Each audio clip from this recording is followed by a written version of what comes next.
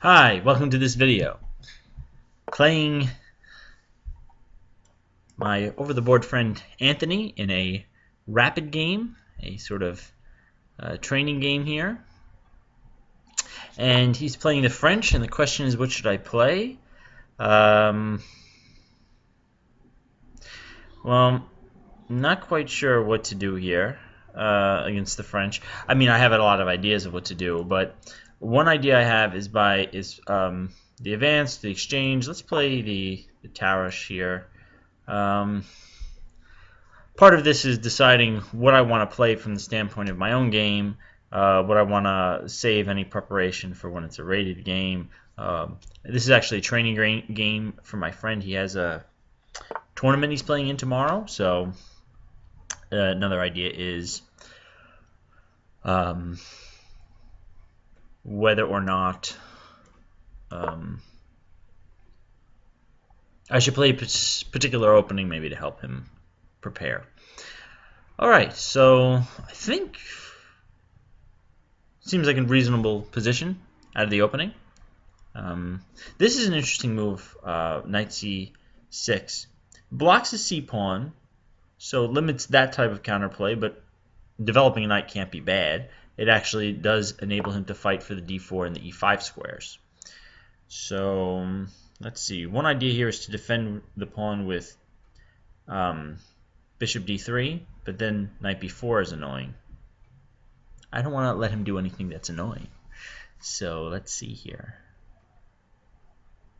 I could go in for an exchange now, but that's not necessarily good. Let's push the pawn, see what happens.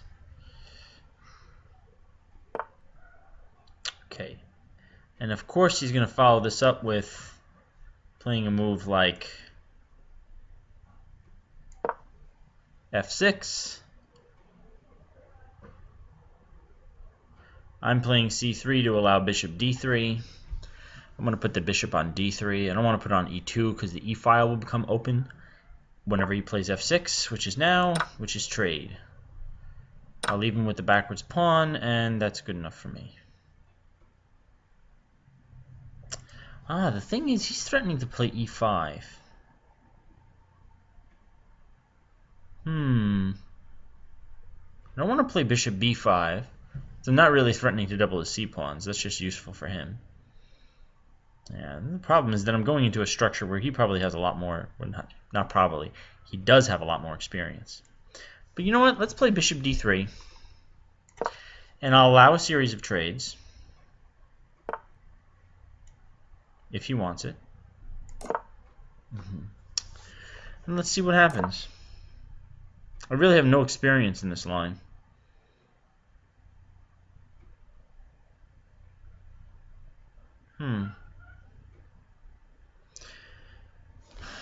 Do I have an idea like rook e1 and knight f1? Maybe either g3 or e3? Good way to develop this knight. It's kind of funny, this knight ends up being misplaced in this line, it seems. More so than his knight on c6. Because again, his counterplay is based on e5. c5 doesn't matter here. Rook e1, he plays take. He gets to put a knight there anyway. I can always drop something back. Or drop this back. Yeah, let's try it. I don't see any threat at the moment. The minute I play knight f1, some sacrifice on f3 might be a threat. Not the queen, obviously, but sacrificing exchange there under the right circumstances might prove useful. Alright, so clock management. I've used up a little time so far, but it's understandable considering that I really don't know what I'm doing in this position. My opponent, who has tons of experience in the French, doing much better on the clock. But let's hope we could play something interesting at some point and equalize the clock situation. Okay. So it's the day after Christmas. So Merry Christmas to everyone. Belated. Or happy Boxing Day, I suppose, if you're in Canada. Or if you're a fan of Rocky, which I don't think it's the same thing, if I'm not mistaken. But let's see.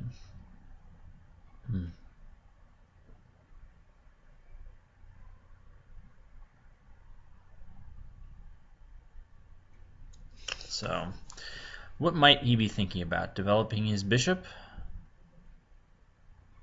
No, I think he'd be focused on the center. Probably arranging to play e5. He can play it now if he wants. I think. e5, I take. If he plays e5, I take. He can take back one of the knights. Take the knight, and drop the bishop back somewhere. He plays this move, and why? He doesn't want d5 to fall with check?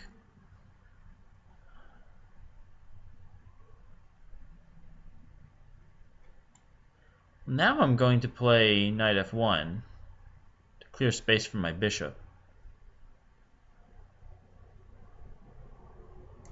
This covers h2. And, okay, now he plays this. Interesting. Why he wouldn't want to do that before? Somewhat curious decision. Bishop to g5. Does it do anything?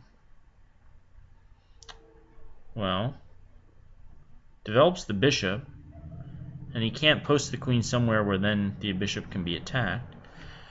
So he can't afford to play e4 in that case. So let's do this. Let's develop my bishop. And now I think I have to take on e5 because he is threatening some nasty stuff. So I'll take.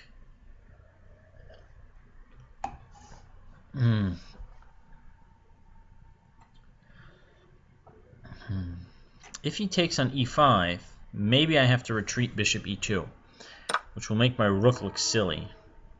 If I take with the knight, he has queen takes f2 check. And that's going to be really annoying. So let's retreat here first.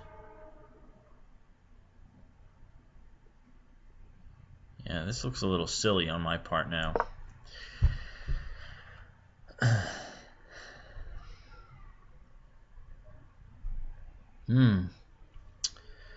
This is what we would say harmonious piece placement by black and ridiculous garbage by white. But this ridiculous garbage might be solid enough. Don't really have any long-term trumps. If you look at the two extra pawns on each majority, the two pawn majorities, his pawn majority, well, okay, this pawn is sort of his extra pawn, let's say, one with no adversary on the same file. It's a nice pawn. It's controlling space. It needs protection at the moment. You can back it up with c6. My f2 pawn is a weakness. He has pieces already lined up against it. It's not looking good. In fact, knight g4 here. It's hitting f2. Well, listen, I would play knight g4. Even though it doesn't really seem to do anything. I think knight g4, I play h3, just sack on. If it's a blitz game, you definitely would do that and sack on f2, I think, because it's just you get so much pressure against this king, and my pieces are so uncoordinated right now. I mean, my rook on e1, my knight on f1, what are they doing, right? I mean, the rook made some sense before I had to play bishop e2, but I think I had to play bishop e2. Don't think I trade on e5, he takes, I move over, he just takes back, and he has a queen on f2, and thing is, I'm going to have to drop the bishop to either h4 or e3, and then that's going to make the knight on h2 look retarded. So I think this is going to be point Anthony. Well, let's not say that. You know, actually, I have to think positive. I'll have to keep a positive mindset and believe that I can win this. Again, my position actually I think is solid. I certainly have a lot of pieces around the king, so I should have chances for counterplay, chances to defend. I should have my chances, even though I would prefer to be black in this position. Should never say never. I wonder on his part whether or not a plan of h6 and g5 followed by g4 makes any sense. start throwing things at my king.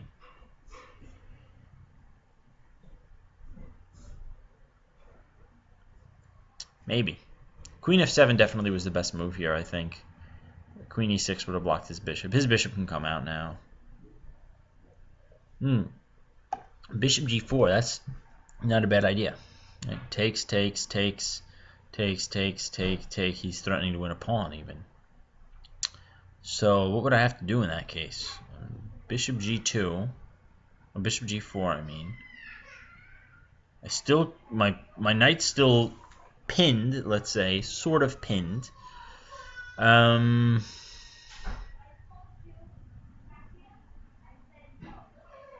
If you hear some crying in the background, that's my daughter. She just realized what a terrible position I have. The fact that bishop g4 is threatening to win a pawn, a very important pawn at that, and that I really don't think I have a way to stop it. Okay, let's take that back. I do have a way to stop it. I could play knight from f1 to d2, which is an embarrassing move to play. And then I could play rook f1. I can spend tempi just putting my pieces back to where they were a few moves ago. Just proves how bad of a setup I have. I thought that white would have a solid position here, but I guess the fact that he gets the open f-file means that I shouldn't play this opening again. Well, it's good I found this out in a casual rapid game and not over the board in a tournament, let's say. Interesting, he's taking a lot of time here. I would think that bishop g4, after a little bit of thought, and the fact that after bishop g4 it almost seems like I have to play knight d2 would mean that you would play it pretty quickly. I'm not sure what he's considering here as a sort of critical response on my part. He's not trying to talk to me in the chat, is he? No. I just tell him good luck. And you know, I would think if he's taking this kind of time, he thinks there's something like bishop g4, and then there's some, you know, critical continuation, some problem where maybe he's left something hanging, or I play, or maybe bishop g4 and then I play queen b3, and he's thinking, well, he can win the f3 pawn and sacrifice the b7 pawn. And I would think that the answer has to be yes, for a number of reasons. All right, so one is, so it's an interesting idea, right? Say he played, no, he doesn't. He played bishop g4, and then my response was queen b3, which I could do now anyway. Then he can go takes, let's say takes with a knight. I take back, he takes here, and then he's threatening check here and pick up the bishop. So I don't have time for anything in that case. I don't have time to take on b7 after he takes on f3. I have to defend the bishop, and then he can defend this pawn by playing b6, or rook b8 actually probably be better. No weakness. No weaknesses with rook b8. Or even just continue the counterattack. So winning a pawn in front of the king, as opposed to one on the queen side, would be much better. So I'm not really sure what he was looking at. Now, what am I looking at? Still not looking at taking on this square. I can think about playing bishop h4 with the idea of bishop g3, or just covering f2.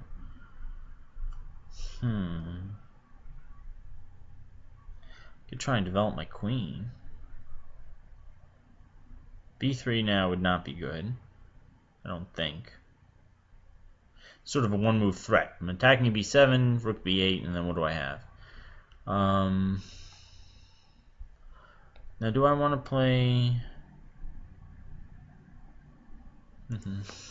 He says, damn, one of those moments where you see a better move after you play something. You say, let me guess. Bishop g4? Thinking bishop h4. Feels weird to put that bishop on that square, but I'm not sure I really see an alternative. He says, no, not bishop g4. I don't think that works tactically.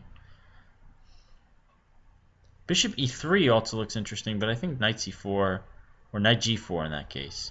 Yeah, let's let's try this.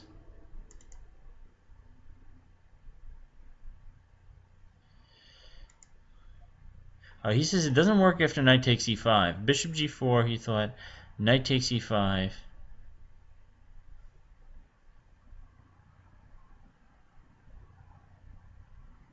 Huh, maybe then he takes on f2, I'm over. He takes that, I take. Yeah, I think it would have worked.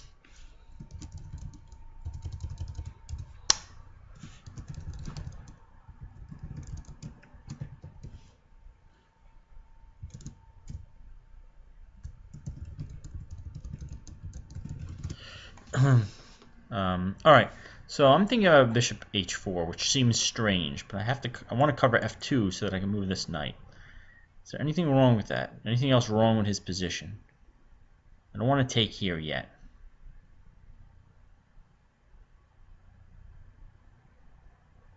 What's wrong with my position? This is wrong. This is wrong. There's a lot wrong in my position. Alright, let's try this. What is my bishop doing here anyway? I'm not sure. It's just proving to be a liability in some cases. Okay, let's try this. Unusual move. Oh, yeah. So it should be okay. You alright? Oh, you dropped it? Oh, I found it. It's face up.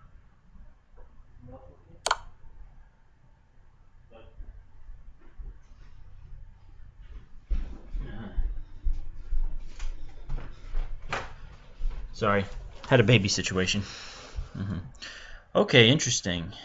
Now he took. I'm going to take back. This is not hanging, is it? I don't believe it is. I don't think anything else in my position is hanging. Okay, well that's a problem, right? Oh, but this is still not hanging.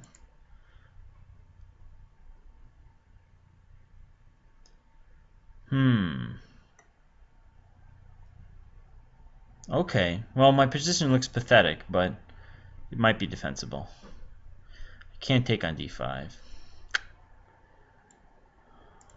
Sacking the exchange doesn't seem to help.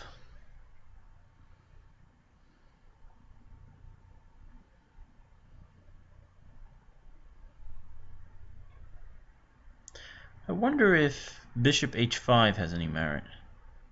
Maybe I can at least force him to make a concession. Bishop h5, he can play... Yeah, let's see if I can do something like that. I might have to go back to e3 anyway, or e2 anyway, but let's see if we can force some concession first. Some move that's weakening, that prevents him from playing, let's say, queen g6 later. Man, I wish I had d1 for the bishop. That would be so much better.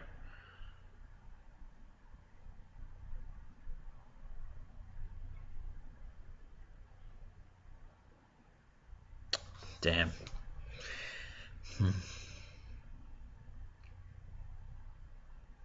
This is really annoying. This is tough to defend. I think this calls for an extra brownie. Be right back.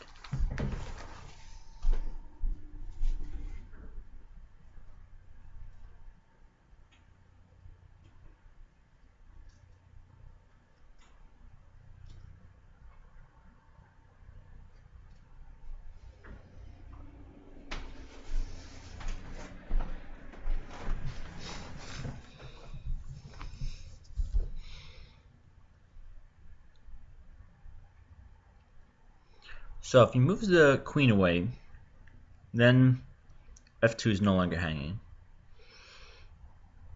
If he plays let's say queen f5, I have knight g3 or knight e3. Queen f4, I have bishop g3. Those are his only two options to stay on the file. Queen d7, Also possible.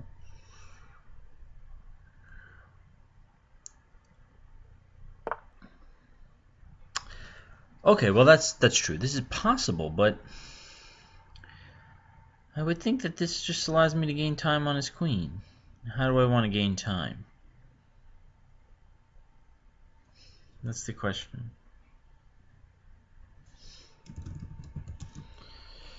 Oh, he says, interesting move. He underestimated my move. Thanks.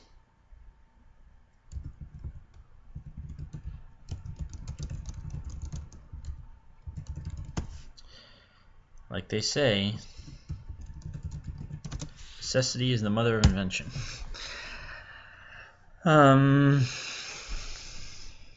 So, knight g3 looks tempting to keep the e-file open, but it also looks a little clumsy, and the knight doesn't really have a future there.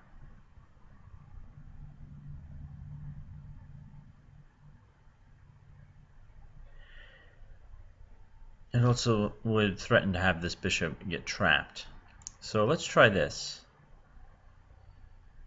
Well, if I do that, he's going to play something, well, but then I can just drop the bishop back if necessary.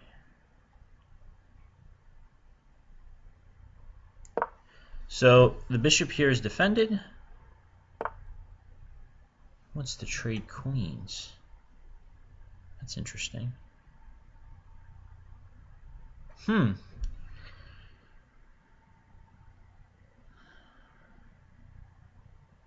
Do I want to trade queens here?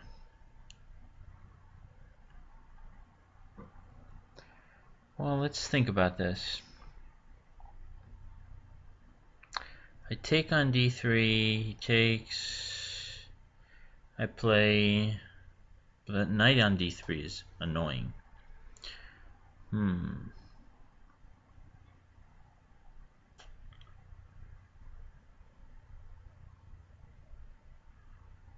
Okay.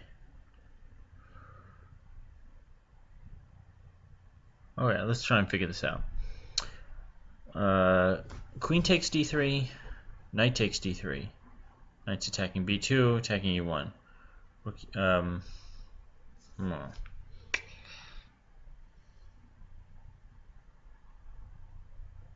It's just going to win a pawn that way. So I don't think I could take. Tempted to play here, but it doesn't work tactically.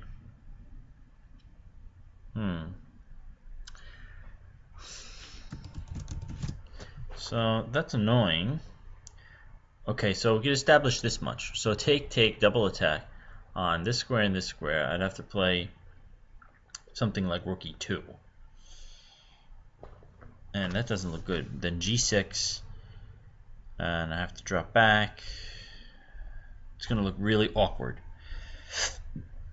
So I keep that in mind as a possible line. No, I can't even do that. Take, rook e2, knight f4. Attacks both. I'm sorry.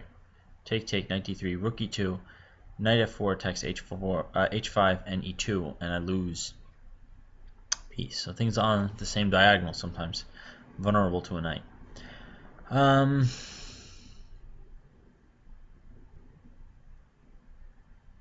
So I can't trade. Don't necessarily want to trade.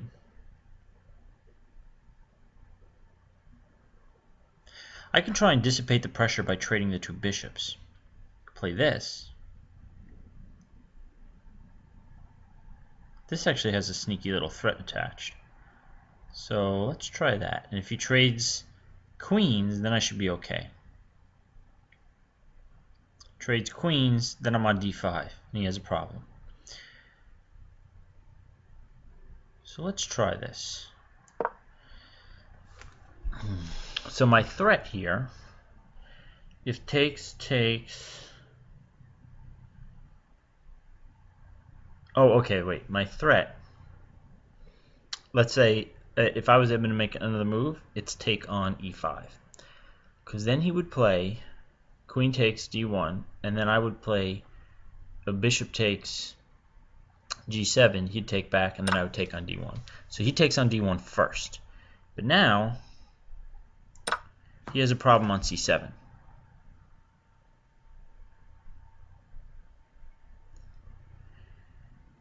And once he solves his problem on c7, he's going to have a problem on e6 and d6. Meaning that if he plays c6, then I play something like knight c2, and his bishop on d6 is undefended and is being x-rayed or skewered or whatever by my bishop. His bishop on e6 is also, he'd be in like a double pin with that knight. So actually, let's say he plays c6. I take with the knight. Takes with the bishop. I take his knight. He takes with the bishop. I take. So I'm actually threatening to win a pawn here by force. And I'm not sure he can defend it. Yeah, it might be indefensible. He might have to play that, right?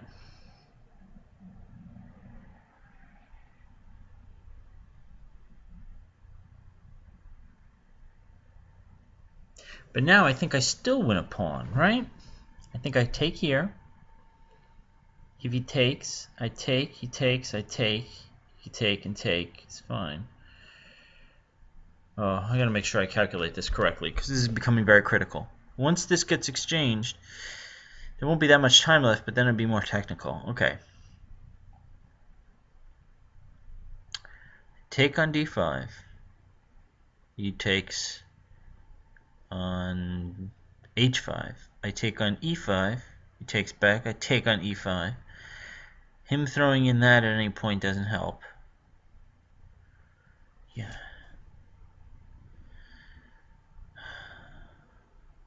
He's saying he had to calculate this for a while. He's not sure if it's good. I don't think it is. I think that he loses a pawn on this line. Game's probably still... Oh, and actually, it's not that great, too. He loses a pawn, and his other pawn gets offsides. I actually get a passed pawn. I'll throw everything behind the f-pawn, or I'll ram it down his throat. Not to be violent, but, I mean, that's what I'm going to do. Okay, I hope I'm not miscalculating something. Let's go for it. Here goes nothing.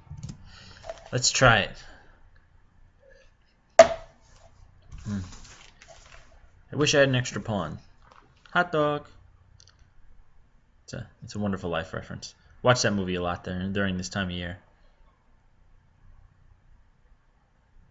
Okay. So. I got a response from my opponent. Uh-oh. My daughter actually says that a lot. She'll knock something over. Uh-oh.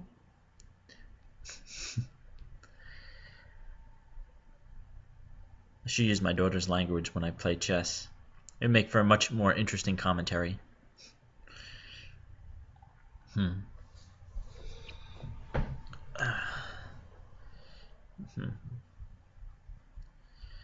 Alright, so I weathered the storm with very strange piece placement and waited for my opportunity to take a pawn. I think that my opponent missed some opportunities. This was an interesting move, but maybe there was better. So allowing up to here looked good, but then I had these defensive resources. Maybe g6 here. Probably better.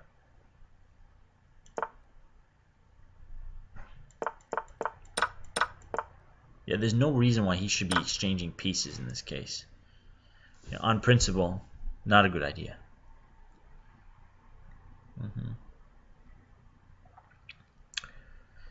So let's see. What does my opponent have here, if anything?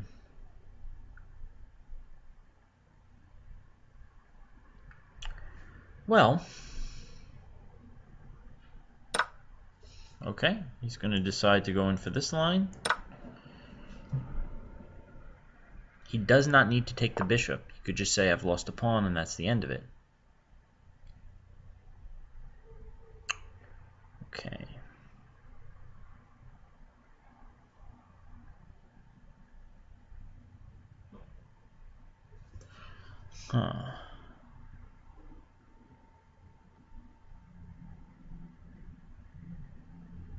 So first of all, should I take? I don't care if he takes on G3. Really don't care, actually. I could play this right away. Why don't I? Rook b5 looks good to me. Oh, I'm losing a piece. Okay, maybe bishop to f3. He can sack the exchange if he wants. He doesn't have d2. He does have knight takes b2. Rook b5. Knight. No, knight takes b2. I'll do other rook to b1. Maybe I'll trade on. Yeah, you know, rook takes b2. Maybe I should have traded on d3 and d6 first.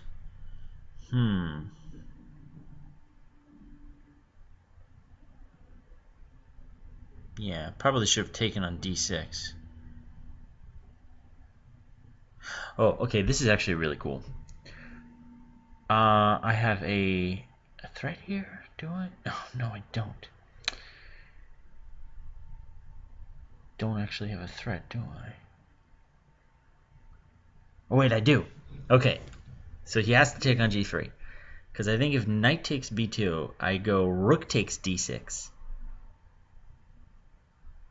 And on pawn takes, bishop takes, rook somewhere, rook e5, yeah. Ooh, this is nasty. That's a nasty move. Damn. Nice move. Yeah, that's unfortunate. It ruins my whole plan. Damn. Hate that. Okay. Let's play rook b1.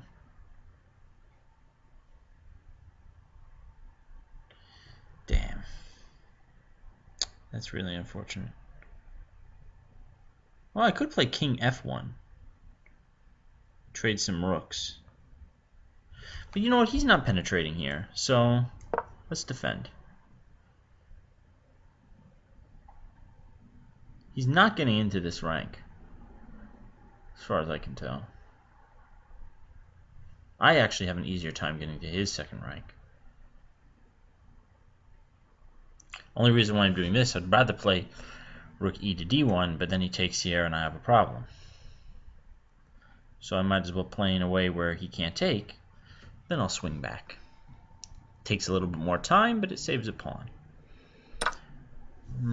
Okay. I will take this way. Maybe now he sacks the exchange?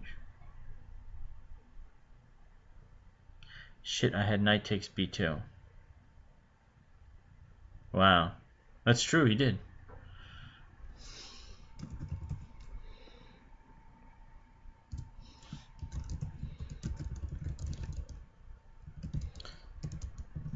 He had that a moment ago.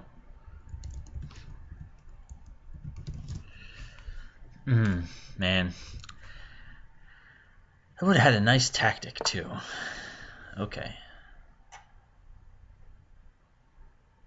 Maybe I just go here. Try and take on b7. Why not? Don't see anything wrong with this. I don't think I'm missing anything. Yeah, 95. Damn. Alright, it's okay. I could take here, he could take twice here. I could defend this. And I could try and get into second rank. Ah, I'm gonna slide over rook h1, that's nice.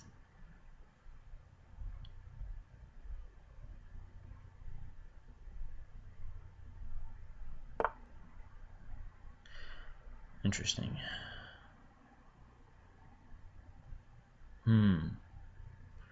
Rook h1, check up. Over threatens some nastiness, right? Nice. Well, okay, let's just play this. Say if you play rook d, then I play rook h. And I say, what do you got?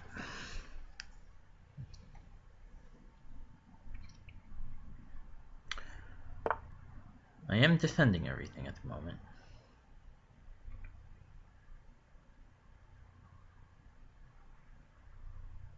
Okay, I'll trade.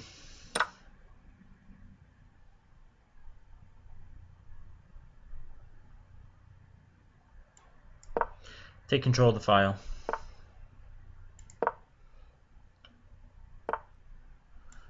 This has got to be good for me now.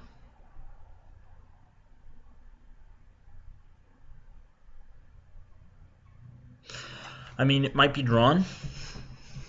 He might have enough tricks. Or even if it's technically winning, it might end up being a draw. But I can try for a win now. Alright. Should be interesting.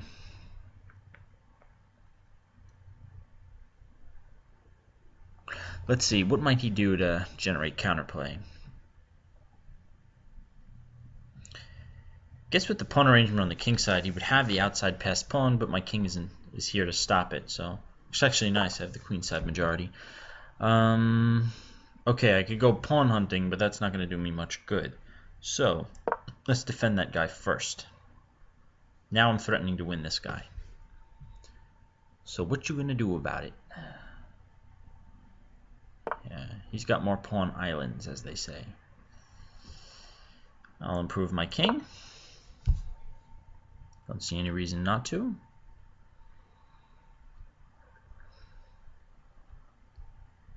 He has to sit there passively with his own rook.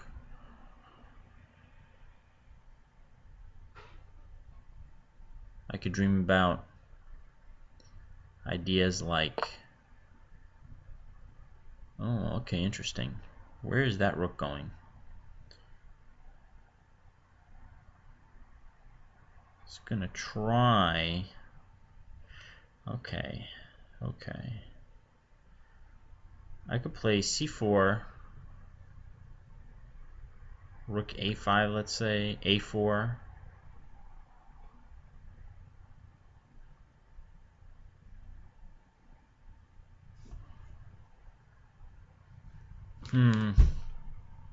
No need to weaken myself.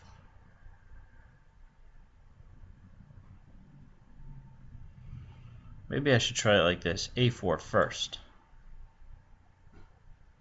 No, that drops b3. What am I talking about?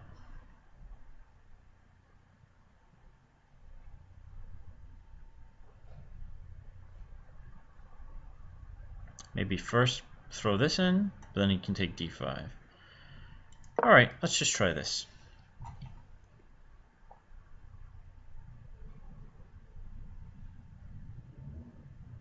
See where he goes.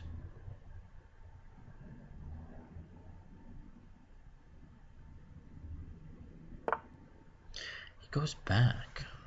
Interesting. Don't I have this now? Again, I'm threatening to take here. Also threatening to put my rook on a great square. What's the time control we're playing with? 10 seconds every move? I don't even know. Alright, so the idea here is slowly improve my pieces, right? Improve this pawn.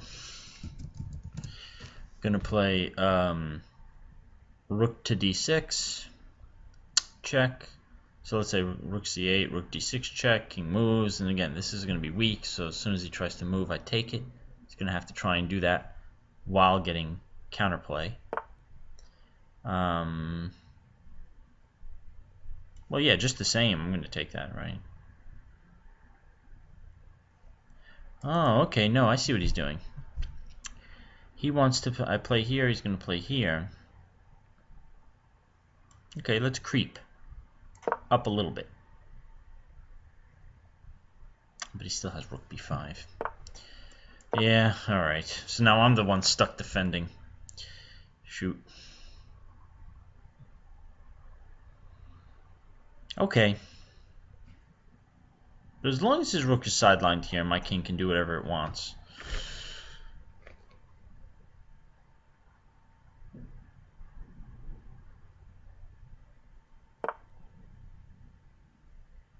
Maybe I'll try it like this. No, okay, let's bring the king up first. Stop his king from getting into d5. That'd be disaster.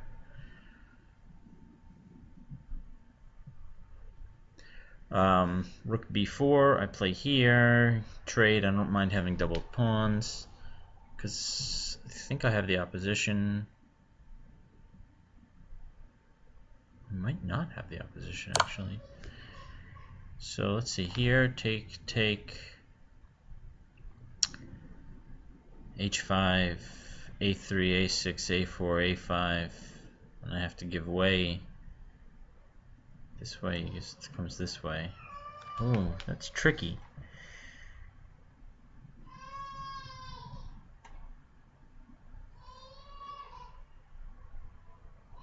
Ah, but I have this. Okay. I'm going to come back. If he plays king to d5, I have a3, b4. And then everything's fine.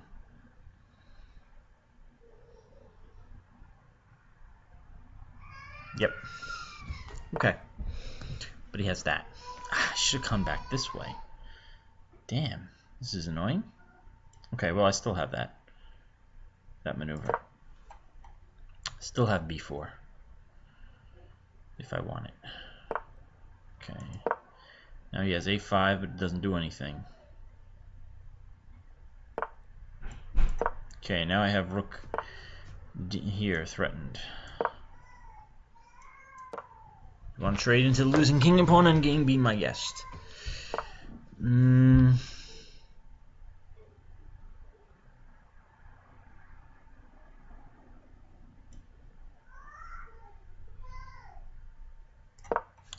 Okay, I could do that. Everything's still defended. His rook is completely marginalized. My king can march in and threaten to invade this way. King e5 to f6 to g5. Rook would have to go to, let's say, h1 or h2. Maybe I can drive my pawn forward then. As long as you play king e5. I guess it should be threatening now to push, right? So take, and threatening here as well. So this looks like it should be something, worth something. Keeping everything defended, threatening to eat some of his pawns.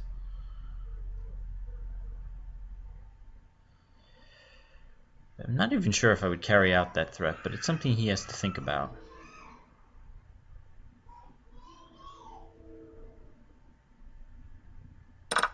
And it means he has to move one way or the other.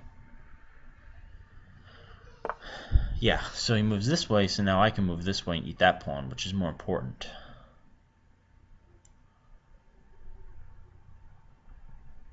Oh, but then there's that. Yeah. Play here, this check. Here, rook h6, check, and move over. That's true. Well, let's see if I can do this little dance. Here first, again threatening this. He doesn't have any checks yet.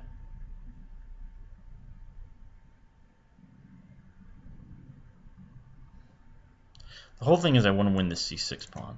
It's the only thing that matters in this position. This is my most advanced pawn. I want to get it to queen. I don't care if I lose all the others. If I can queen, I'm probably okay. I care if I lose the rook, but the other pawns, they don't matter. That being said, holding on to them temporarily, kind of forces his hand a bit. Let's see, I could play check. And then I can move here, I guess. Check here first. Moves back. Now I can play here, and he can't save that pawn. No, he can't.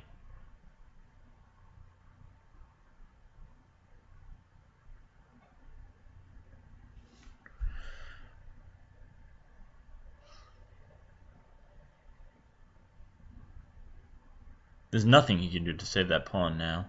This should be a very easy win now. Except he does have h5. Yikes, that's annoying. Right, so he wants to win this guy, understandably. So I'll activate my pawn. He'll activate his. Maybe try and bring my king back into the action. King d7 is a blunder. No, it's not actually. Yes, it is actually. Thing is, my passed pawn's protected, so king d7, king e5, king e7, rook d6 would win, I think, for me. Okay, let's attack that rook. Try and control his pawn.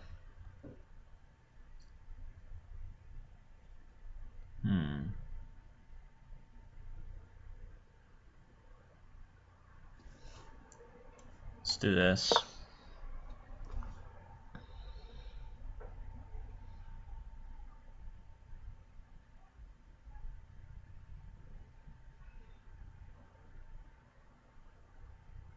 Let's see, take with the king, h4, here, h3, yeah.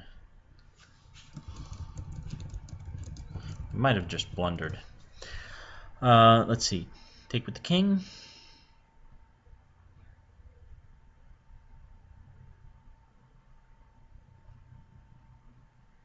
Take with the king, h4, king c7, h3, king b7, h2, here, queen. That's a problem. So I'd have to play here, queen, and then play here. And does he have any checks?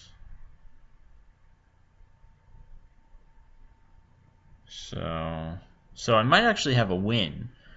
No, it probably it would still be a draw. Here, h3, here. I could stop the pawn. I could stop the pawn, but oh well, that should have been a win. I got careless at the end. I missed this drawing tactic.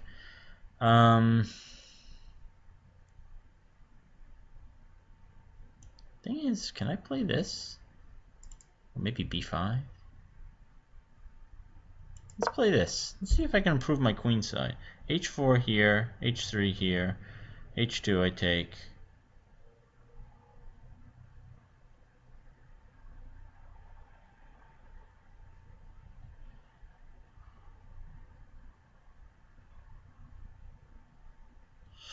I can't force through a queen here, can I? h4 here, h3 here, h2 here, queen. No, doesn't work.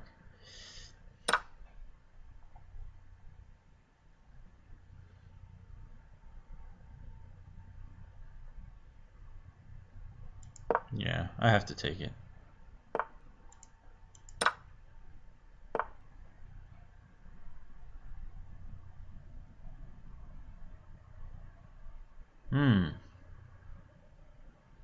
Am I losing this ending?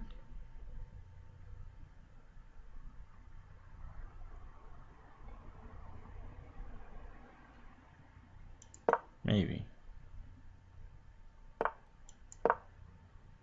Wow, I'm gonna actually lose this ending.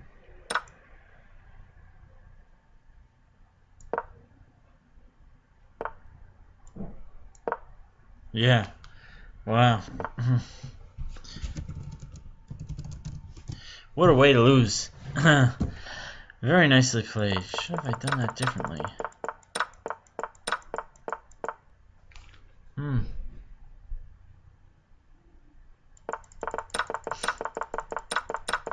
Yeah.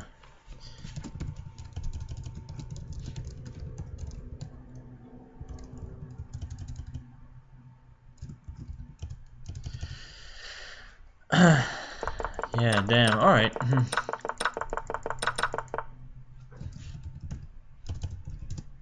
Well, interesting game. Thanks for watching.